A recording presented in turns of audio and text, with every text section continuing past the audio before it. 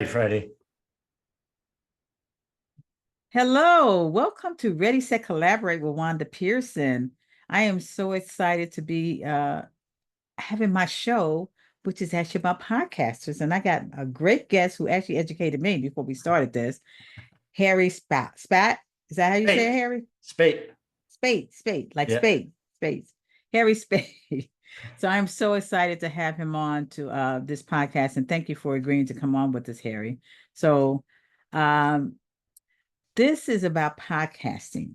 And I'm a newer podcasting, but Harry's a seasoned podcasting. So I want Harry to tell us about, we're going to get into the conversation about how we can podcast and some tips about podcasting because he's sure to give me a lot of tips for podcasting. So I want you to make sure that you all subscribe, follow, and share on Ready Set Collaborate with Wanda Pearson. So let's get the show started, Harry. And I'm going to tell people about your short bio here. So Harry Spaight is a relational sales and business consultant, speaker, and author. Before his 25-year plus sales career, Harry did mission work in the Dominican Republic, Russia, and Germany. These experiences led to his belief that selling is all about serving the client's interests first, which will lead to better results. I agree wholeheartedly, Harry. That's great. Harry is the author of Selling with Dignity and has a podcast, Sales Made Easy, which highlights selling when it's done right is easier and enjoyable. He works with people who want to grow their sales and gain raving fans with long-lasting relationships without using pushy sales tactics. I love this, Harry, and you made it short and sweet, but very informative and educational. So thank you, Awesome. Harry. Thanks for coming on to my podcast. I really appreciate it. So It's great to be here, Wanda. You're yes, you're yes, making the world a better place. So where would I absolutely. rather be? Nowhere. Yeah. Right here with Wanda. Thank you so much. I love it. I love it. So, Harry, tell us a little bit about yourself, about your background and how you got started podcasting. A little bit. Tell us Sure. a little bit about that. Yeah. So the 4 hour version will be condensed to less than 5 minutes, I assure you. But in 2020, during COVID, a friend of mine asked me about doing some podcasting together because we are both a little bit bored. We were both in this, stay home for a couple of weeks. And he said, well, would you like to podcast? And I'm like, sure. And we started podcasting. I didn't really know anything about it.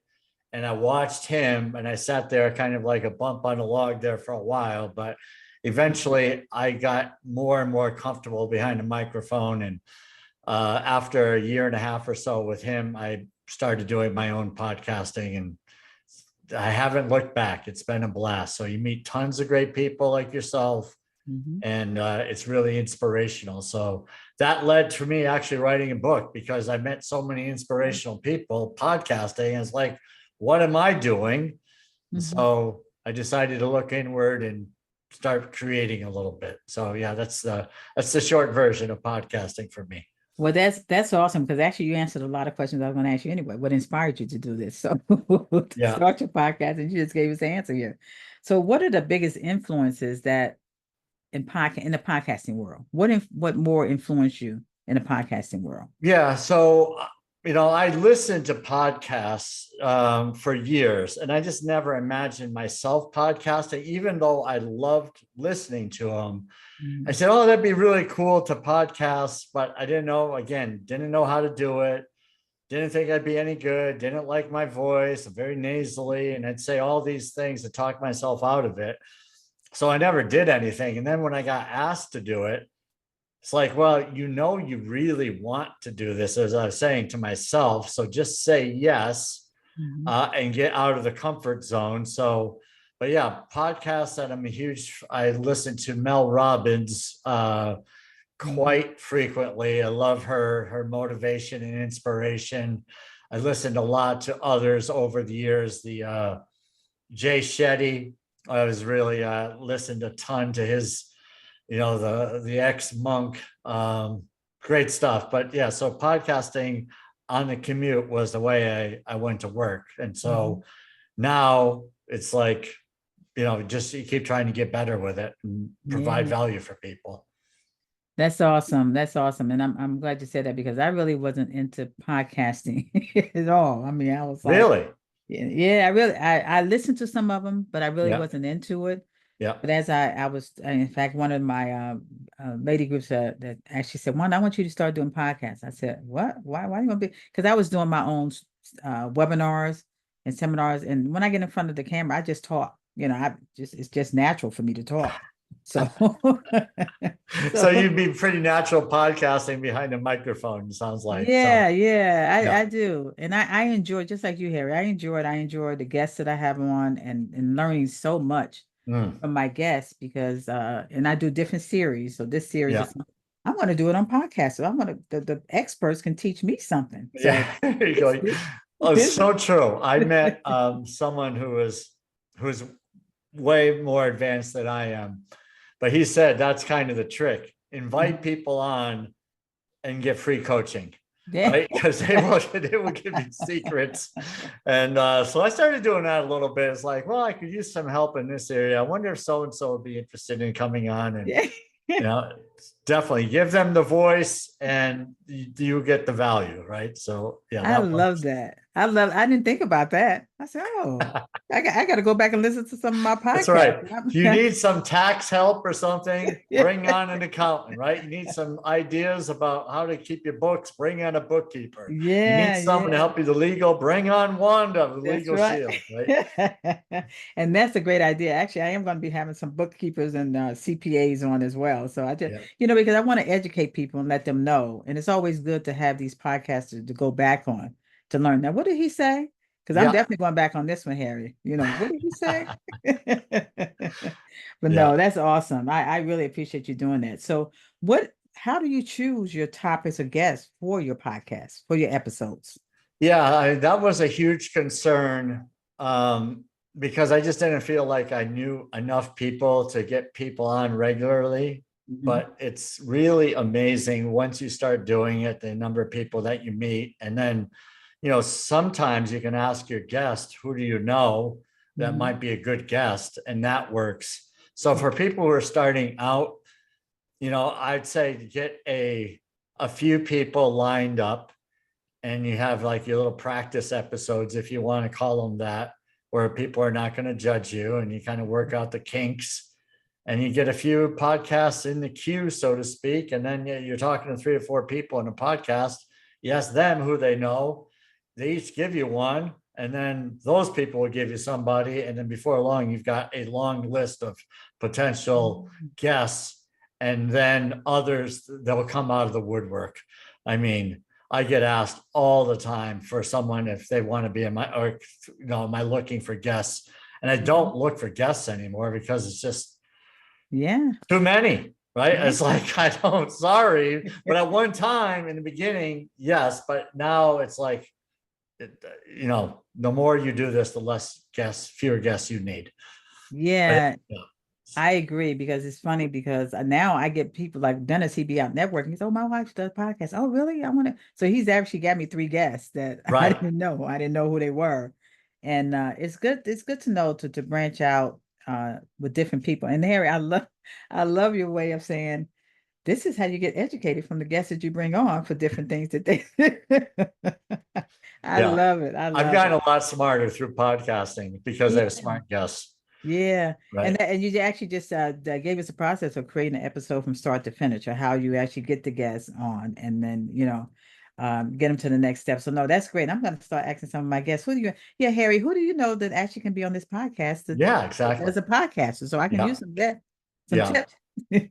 Well, yeah. So it's funny, like sometimes my experience has been I invite, and no offense to any of my guests who might be listening, but sometimes the energy is just not there. Hmm.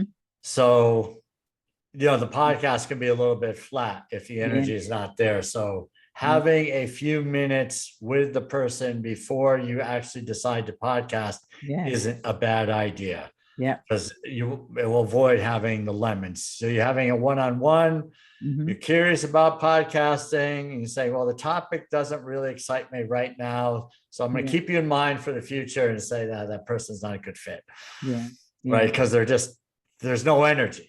and you got to Yeah. have energy in this in order for it to work, in my opinion. Otherwise, people will Absolutely. tune out. Absolutely. I knew you would bring the energy on. Yeah, I love energy. I like to make sure I don't want anybody that's boring.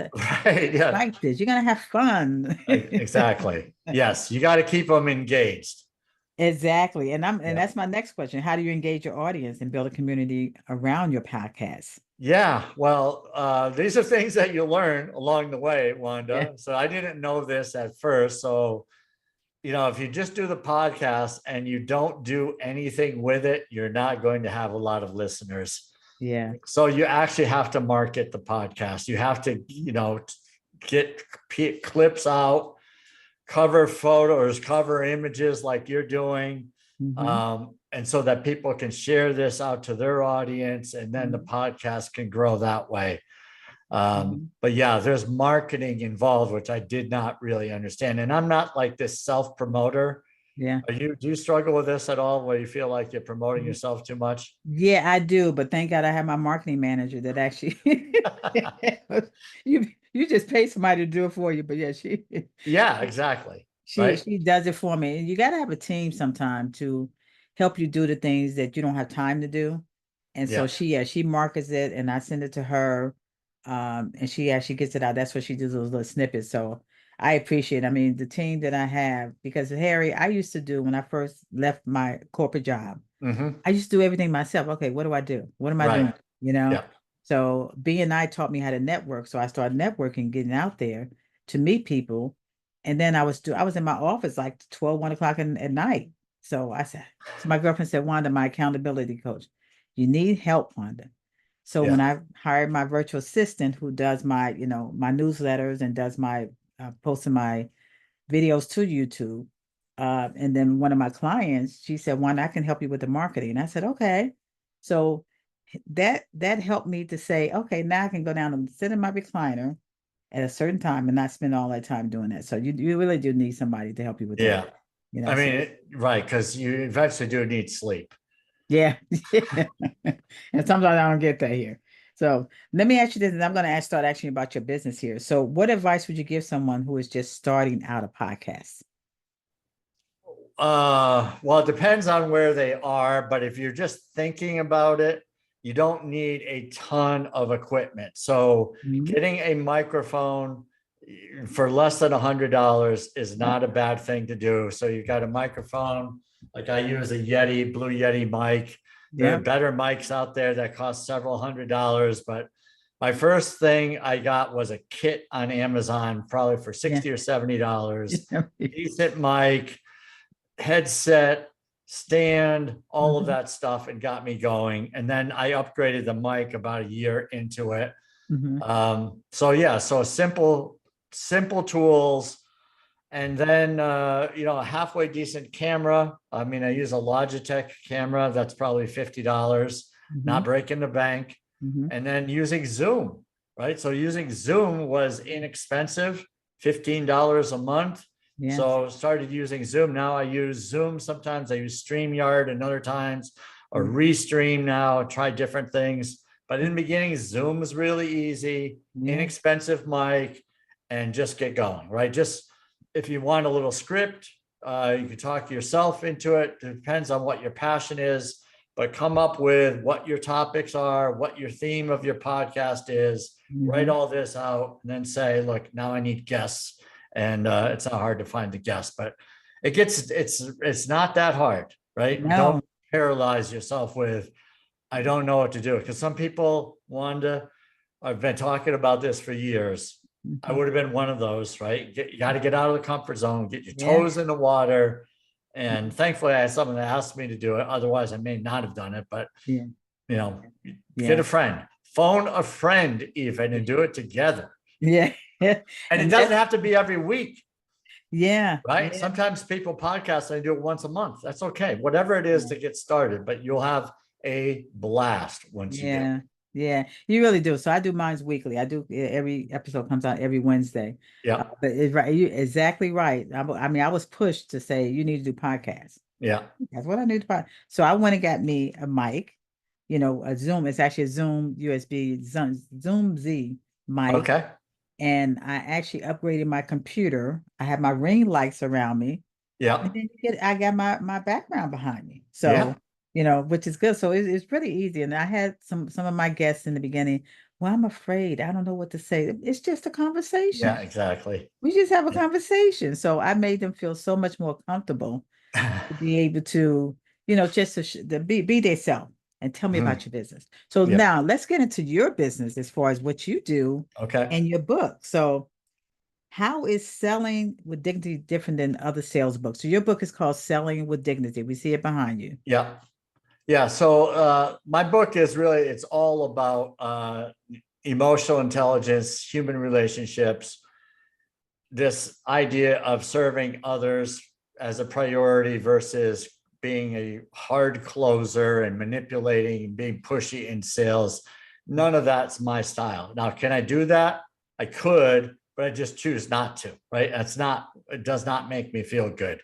Mhm. So the goal is to help small business owners, entrepreneurs, and newer salespeople to grow their sales in a way that gets people to actually listen to them and want to do business with them instead of, oh no, not another salesperson that I'm trying to avoid. Right. Mhm. So developing that relationship, it's relational selling. And it's all about putting the other person first. So that's Mhm. worked for me for a couple of decades or longer. And I just share the love with that. I love it. I love it. And that's really good because I tell you, when you get pushy salespeople, that kind of turns me off. So Yeah. this is good that you have this. Yeah. I'm Laying the guilt or manipulation. It's like, what do you yeah, mean you don't want to save money? Right. When yeah, people say things like that, it's like, please go away. yeah. Right. That's not helping you. Right. Your I know. pushiness or laying guilt on me is not going to get the deal done. I know, right? Right. Yeah. It sure is. And I mean, it just kind of turns me off Exactly. when I'm coming in. Let me look around first, I mean, Right. Yeah. I'll And let you just know when I need. understanding that, right? So Yeah. the idea of selling as an entrepreneur, it requires effort. This is not something you just pick up and say, I read a book, now I'm good in sales. This takes years and years to develop. Mm-hmm. It's just like human relationships, takes years. You cannot just say, I'm really good now because I read a book. But Mm-hmm. it's practice, and you'll get better with practice. Practice, exactly. Yeah, Practice. You learn from your mistakes, is what I say. that's for sure. Still So what is learning. yeah, we all learning, right? Yeah. So what are some of the challenges entrepreneurs and salespeople face? Yeah, I'd say that probably one of the biggest challenges I hear people say is people show interest and then they disappear. Like the Mhm. person is really interested, and now I'm being ghosted. Yeah. I don't understand. Well, because we just don't necessarily understand the time frame. Uh-huh. Because the person is interested does not mean they're ready to buy today. Mhm. So they might say they're ready to buy today, but that doesn't mean they're actually ready to buy today. And so they know we're there and available, and we send them emails, or we might call, or we might text, and they don't Mhm. respond. Then we get offended, and then we send them a threatening message, or not threatening, but a disgruntled message. Just let me know if you're not interested, or where do we stand? Mhm. And that just ends it. And instead, think of, hey, you're not always, me personally, I'm not always ready to buy something. Right. And so Right. I try to use empathy and understand that not everyone's ready to buy. Sometimes things come up, and just keep providing value. So the challenge is when they go dark, instead of becoming insulting and get more pressure on them and, stalk them, Mhm. just provide some value, find an article, say, I was thinking of you. Mhm. Sometimes you have to let it go for a few weeks. Yeah. Resurface again. Your name came up recently. Mhm. Wanted to see if you wanted to jump on a Zoom call or get together for a coffee and catch up. You don't Yeah. have to say, I want to see where we stand and what I propose to you, Yeah. because people will connect the dots. Your follow up without saying why you're following up, they know. Mhm. Right? Mhm. They know. So you don't have to say too much, but you have to do it. Yeah. I Right. love that. I love what you just said there because it does make sense. So and you talked about that, but how can you nudge along prospects along the sales cycle without being pushy? And you may have already answered that. Yeah. So it's really like providing the value along the way is is understanding what their time frame is. So someone might say, well, I want to do this as soon as possible. So as soon as possible, what some people say as soon as possible, mean they want this done like within a few days. Others will say within a month or 2 months. Where do you fit in? I want to understand what as soon as possible means, because everyone's got a different definition. Yes. Once you understand that, you want to also understand who else is involved. Besides you, who else is involved in this huge decision that you're making? And what is it that that person needs? Can we get a meeting with that person and learn about them? And then find out what are their challenges, right? So that you're providing articles, case studies, something. You're sharing a video from YouTube. You're saying, I thought of you. You're constantly getting reminders to the person that you're there to support and help them. And then when they're ready to do something, they'll say things like, Wanda, I know I need to do this. Let's just get it done.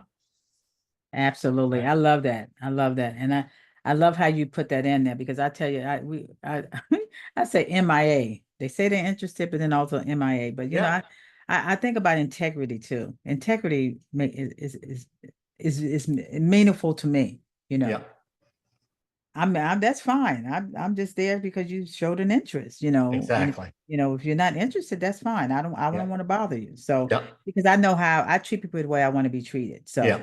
And I love the line that you say something along the lines of, this may not be for you right now. I get it, because it's not always the right time for me. How would you like me to follow up? And people tell you. Yes. Right. It's okay. And it's like, this is not you avoiding them and thinking that they're not interested and never following up again is a mistake.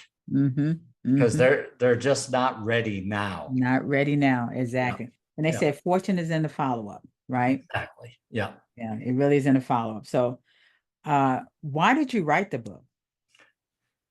Well, I wrote the book because I had a lot of these thoughts that going on in my brain. And so I figured they would be helpful if they're out. Write them down. Get them out to others so that they could do. So I felt like there was a lot of people who were around sales or needed to sell that were more introverted than extroverts. They're not the pushy, talkative types. They're not the Rolex wearing Porsche driving person. They're just regular, everyday people, more on the quiet side. I said, I can help those people. I'm not going to help the person that's wearing the Rolex watch today and is all about being pushy and manipulating. That person's not my tribe. But the ones who are quiet, humble, want to be better, want to serve, and don't want to be pushy and still want to succeed, those are my people. That's good. And that's why I get into, why is sales training and coaching valuable? Yeah. Well, because this is a craft versus just a casual thing you can do a couple of times a week. This is a craft. So people can choose to buy from anybody. And if you're selling a higher ticket item, say you want to make $5,000 a month, $10,000 a month, whatever the number is, how quickly do you want to get there? Take you 3 or 4 years? You might be fine with that. And say, well, I don't want to spend whatever. I don't want to spend thousands on training and coaching. So I'll just wait the 3 or 4 years. Well, you're missing out on hundreds of thousands of dollars over 3 or 4 years, that for a few $1,000s, you could have helped get those skills developed much faster. And that's where I think people miss out on. They're penny wise, dollar foolish, I think is the expression. Don't want to spend a little bit on something that's going to help my business flourish. And we'll spend all kinds of money on stuff that doesn't help our business, like the new sofa, giant flat screens, vacations. All those things are great. But if your business is not thriving, and your business is at risk, I question where you're making the investments. Yeah. And that makes sense. And that's where the coaching with Harry is valuable, right? Tell him that. I mean, we know that, but then it's like, what's important to you? Want to get your business going where you don't have to worry about, exactly. anything. And then you can start buying little things here and there. So that really makes a big That's great, advice, Harry. So Thank you. what is one tip you can provide for our listeners that will help them today? Well, I'd say let's go back to the people that have ghosted you Mm-hmm. and where you haven't spoken to them for weeks into months, is now reach out to them and say, without asking anything about the business, just say, it's been a while since you and I spoke. Let's catch up. I want to see if I can be a resource for you. I want to find out what you're up to these days and see if I can be a resource for you. Mm-hmm. You got a huge network, whatever it is you need. And now you're just reestablishing without bringing up whatever it is you're trying to sell. Do not, once you bring that up, Mm-hmm. you're now just, it's just another touch for the sale. Right. Right. So don't bring it up. They will connect the dots. Right. But they're going to see the side of you that says, I'm here about value. And don't bring it up when you have the conversation. Mm-hmm. They will bring it up. And if they don't, time's not right. Yeah. And that's okay. But you don't need to bring it up every time you talk to the person. This is a mistake, because now they'll see you in a grocery store and want to avoid you, because every time they see you, you're bringing up the sale opportunity. Yeah. No value, right? You're not bringing value at that point. Absolutely. That's a great tip. And that's like the pushy salesman, right? So you don't want to be a pushy salesman. Yeah, it's like the exact opposite, right? But you're following up, providing value, and you're doing the right thing for your sale. Yeah. Right. Yeah. What's your thought on that? Does that work? Yeah. That's awesome. That's a great tip. So okay. But let me ask you something. So can you share a fun fact or something unique about yourself that listeners might not know? Okay, well, they're probably not going to know that I tried to do stand-up comedy. So back in 2005 or so, 2006, I was in my early 40s, and I used to be funny in high school. So I thought. And I said, I never really pursued the stand-up thing because I wanted to when I was in high school. And I did a little skit in high school, but I never did anything after that. So I joined a comedy club. They're programmed for stand-up comedy. I took this like 6 or 8 week course. I went around to comedy shops or comedy clubs, excuse me, and did open mic nights. And I'm telling you, it was wild. Not that I was funny, but the people who were doing this stuff, Wanda, their minds were so far differently than my minds. I'm thinking I was going to talk about my kids and have these little humorous stories. They're talking about everything R and X rated, and it's like I was so out of place. My best comedy was when I followed somebody, and I guess my look on my face, and they saw me, and I said, "Wow, I'm learning a lot here tonight." That's really that's great, and that's a good fun fact about you, Harry. So we're winding down here, and I want to make sure that we and listen, people, book a complimentary session with Harry at www.harrychat.com. And we're going to have his all of his information. But Harry, tell us how we can get in touch with you. Yeah, so that's really the simple, easy way is they go to my website landing page, harrychat.com. You can get a free consultation. You can download a couple chapters of my book, Selling with Dignity. But yeah, it's Harry, CHAT, Harry Chat. Awesome. So this is great. This is like invite somebody on that you can learn from. So I've learned a lot from you, Harry. Now you know the trick, Wanda. Yes, I do. And I really appreciate you being on the show. It's just been a blast as far as learning so much information about you. And also make sure you see his book, Selling with Dignity, because he gave some great tips, people, about that. Selling with Dignity by Harry Spaight. Did I say it right? You butcher my name some more. Spaight works, but that's okay. Like Spaight. Okay, so Spaight. It's all good. Just busting your chops. Spaight. Yeah, I've got too many letters in there. I should shorten that up a little bit. So I appreciate you being on the show, Harry. But people, make sure you subscribe, like, and follow Ready, Set, Collaborate with Wanda Pearson. I'm on all podcast platforms. I would love to have you all listen to the show, and we have so many different episodes that you can learn from, like with Harry. Exactly. as far as being a Listen to podcast. Wanda's show, for crying out loud. It's amazing. And she Exactly. smiles Exactly. like ridiculously contagious. Yes, yes. Well, thank you, Harry, for being on here, and I truly appreciate you. And I'm going to have you back because you're going to give us some more tips on what you learned. Sounds good, Wanda. All right. Thank you, Harry. Thank you.